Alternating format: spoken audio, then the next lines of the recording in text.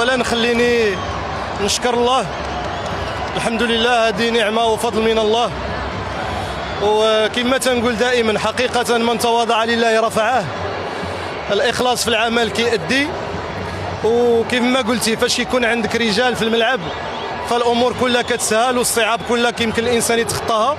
لعبنا مع واحد المنتخب اللي قوي كثير، منظم، وعنده لاعبين يعني خصوصا في وسط الميدان وفي الهجوم، لاعبين اللي يمكن لهم يديروا الفارق. يمكن مره اخرى كنشكر الرجال على لا ديسيبلين تاكتيك ديالهم، على الرغبه في اننا نوصلوا للفينال اللي كانت كبيره. وبانت في الشوط الاول كنا افضل، كنا متسيدين المقابله، لكن كنا عارفين بان الفريق الاماراتي غادي يدير واحد رده فعل، وبين عليها وبين على العلود الكعب ديالو في الشوط الثاني. ما تسهلش علينا الامور، لكن قبل من المقابله كنت قلت بان مقابله خصها بزاف ديال الصبر وخصها بزاف ديال الذكاء في التعامل مع مجريات المقابله. وكنظن الحمد لله ربي وفقنا اننا نجحنا في التغييرات، ونجحنا في اننا نحدوا من الخطوره، واننا نتمكنوا باش نسجلوا هدف ثاني وثالث. مره واحده اخرى مشكورين الرجال على العمل ديالهم الكبير اللي قدموه، والحمد لله هذا فضل من الله. شكرا كابتن.